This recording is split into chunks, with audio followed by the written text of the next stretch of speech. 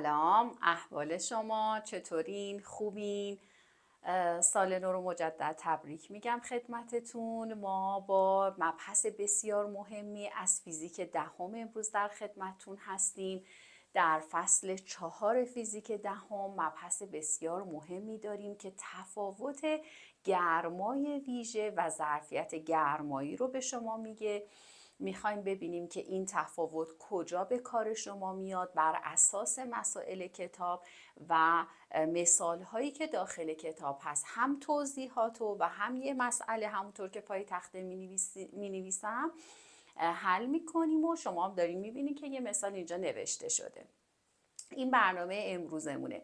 اگه ویدیوهای قبلی که در مورد محاسبه گرمای ویژه و گرما که از فرمول کیو مساوی MC دلتا تتا بوده رو ندیدین، بهتون توصیه میکنم که اول ببینین. لینکش رو این بالا براتون میذارم، قرار میدم شما اول اونا رو ببینید، بعد بیایید درس امروز رو گوش کنین. امیدوارم که تا آخر ویدیو با من همراه باشین و از این ویدیو بتونید استفاده خیلی زیادی ببرید. خب بریم سر درسمون که میگه تفاوت گرمای ویژه و ظرفیت گرمایی چیه. خب اول راجع به کمیت ها و واحداش بگیم. چیزی که خیلی مهمه بدونید اینه که گرمای ویژه رو با سی کوچیک نشون میدیم. واحد ژول بر کیلوگرم درجه سانتیگراده و اگه بخوایم تعریفش کنیم میگیم مقدار گرمایی که 1 کیلوگرم فقط از یک ماده داده میشه تا دمای اون ماده 1 درجه سانتیگراد افزایش پیدا کنه. اما وقتی میگیم ظرفیت گرمایی همون علامته ولی میشه سی بزرگ و واحدش دیگه این کیلوگرم رو نداره بچه ها، فقط میشه ژول بر درجه سلسیوس. البته همونطور که از قبل میدونید میتونه این درجه سلسیوس درجه کلوین هم باشه. تو بیشتر کتابا مینویسه ژول بر کیلوگرم درجه کلوین یا اینو میگه ژول بر درجه کلوین. خب همینجا تفاوت اصلی رو شما فهمیدین. فرق اینه که من اینجا کیلوگرم رو در واحدم ندارم ولی برای گرمای ویژه توی واحدم کیلوگرم وجود داره. گفتیم گرمای ویژه مقدار گرمایی که به 1 کیلوگرم از ماده داده میشه تا دمای اون 1 درجه بالا بره. حالا در مورد ظرفیت گرمایی تفاوت اینه که به کل ماده ما یه مقدار گرما میدیم تا دمای کل ماده فقط 1 درجه سلسیوس یا 1 درجه کلوین افزایش پیدا کنه. این میشه در واقع تفاوتش. رابطش رو اگه بخواید بدونید اینه که سی بزرگ در واقع هست جرم ضرب در سی کوچیک. یعنی اگر شما مقدار جرم ماده رو در گرمای ویژه اون ماده ضرب کنید ظرفیت گرمایی به دست میاد. پس این شد تفاوت اینا که حتما خوب یاد بگیرین و بدونینش.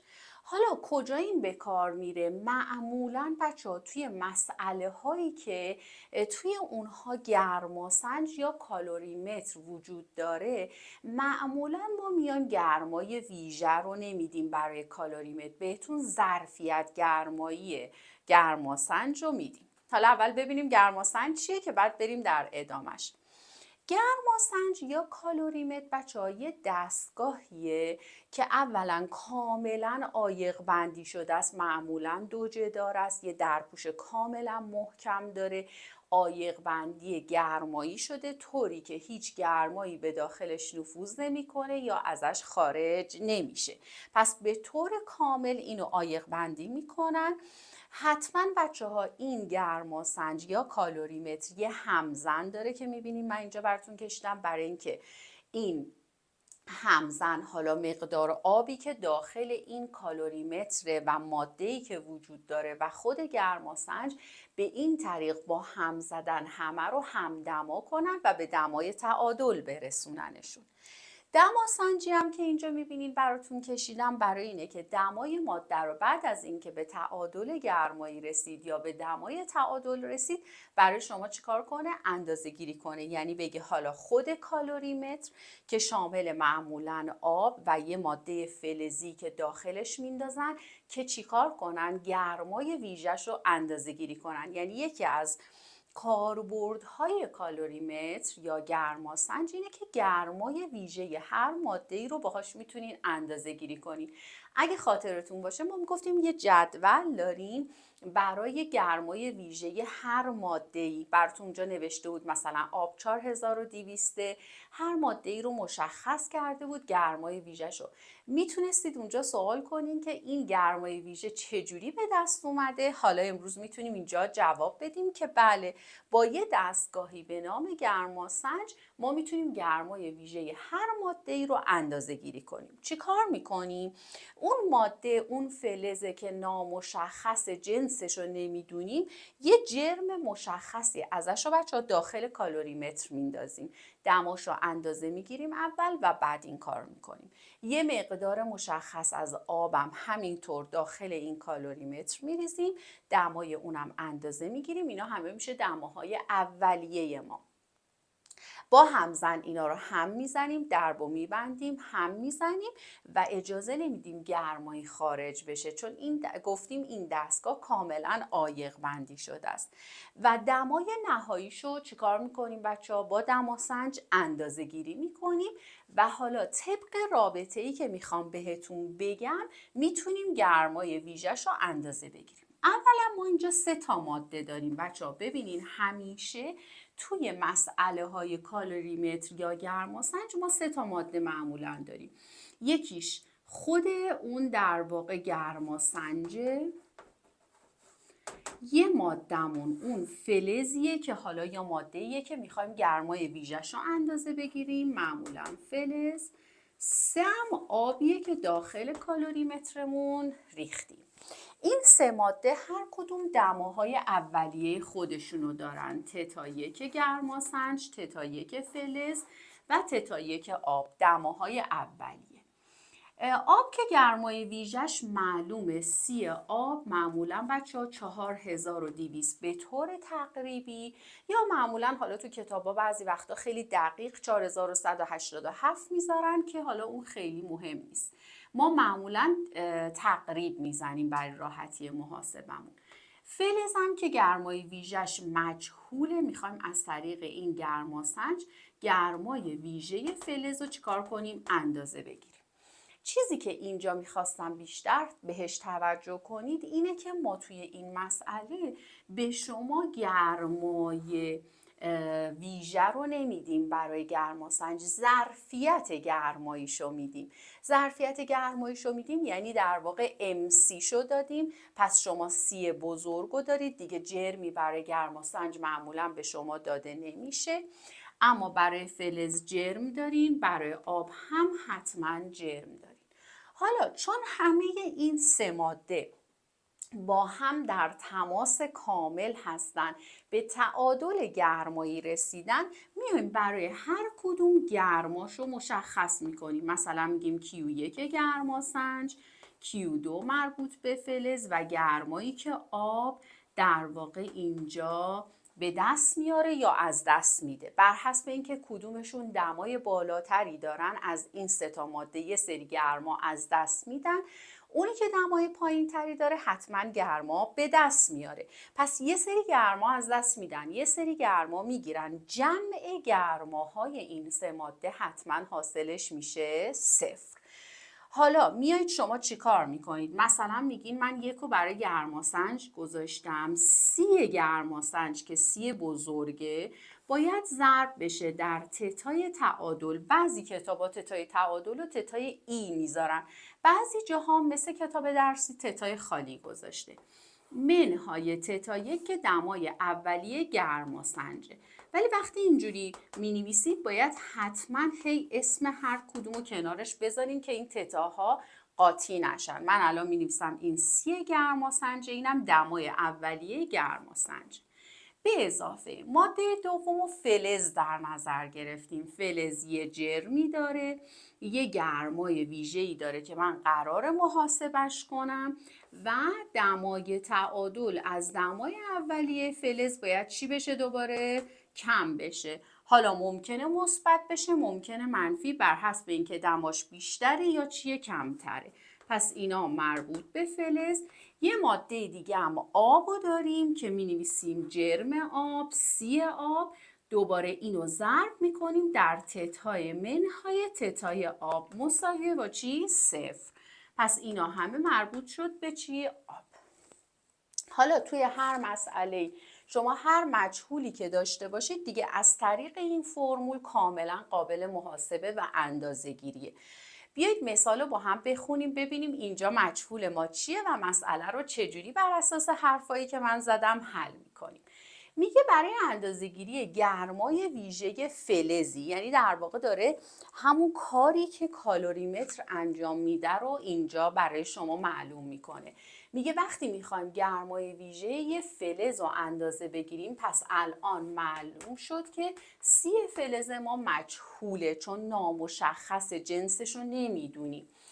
یه قطعه 0.2 کیلوگرمی، یعنی از اون فلزمون 0.2 کیلوگرمش رو انتخاب میکنیم و دماش رو به 100 میرسونیم. همه اینا بچه‌ها مربوط به همون فلز است. دمای اولیه فلز 100 درجه است. اینو میندازیم توی یه گرماسنجی که ظرفیت گرمایی اون گرماسنج یعنی سی بزرگش بچه‌ها چقدره؟ 200 نگاه کنین ژول بر درجه کلوینه. پس این میشه ظرفیت گرمایی چون کیلوگرم اینجا نداره. حاوی نیم کیلوگرم آب. پس در مورد گرماسنج ما همینو میدونیم و میدونیم که داخل گرماسنجمون بچه‌ها حالا چی ریختیم؟ ماده سوم میشه آب. جرمش هست نیم کیلوگرم.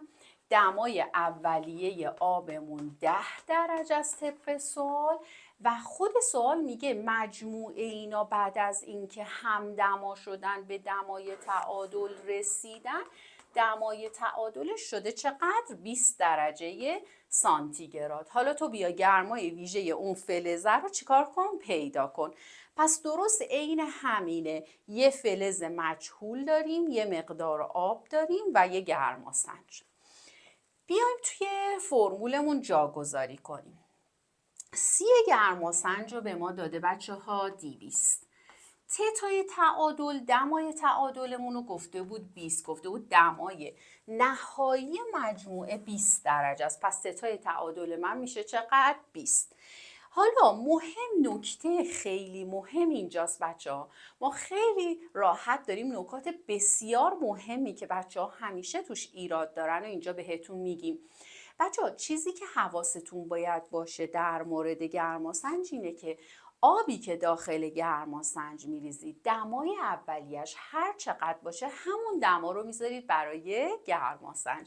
ببینید دمای اولیه آبو داده بود سوال 10، من همون دما رو برای گرماسنج هم میذارم. پس اینجا مینویسم منهای چی؟ 10. آفرین.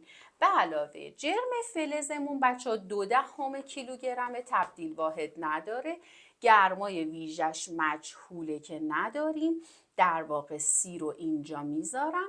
تتهای خود فلز رو داده بود 100، یعنی گرم تر از اینا بوده، اون گرما از دست میده سرد میشه و به دمای نهایی تعادل 20 رسیده.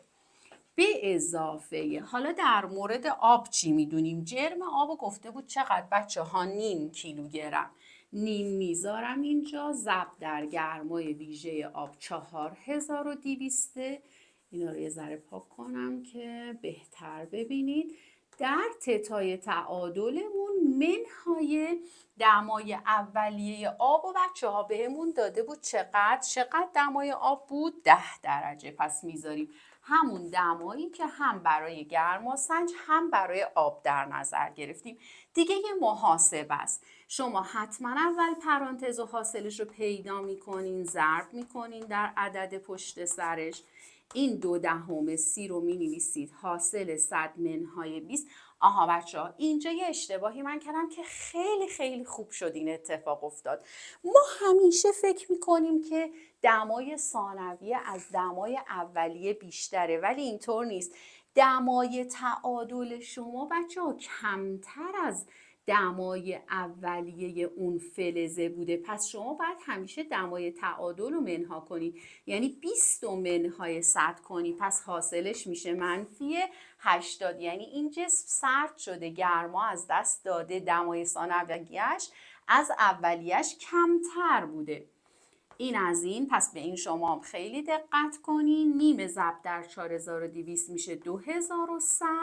20 ضرب در 10 هم که میشه 20 منهای 10 هم که میشه 10. یه صفر جلوی این چی میشه؟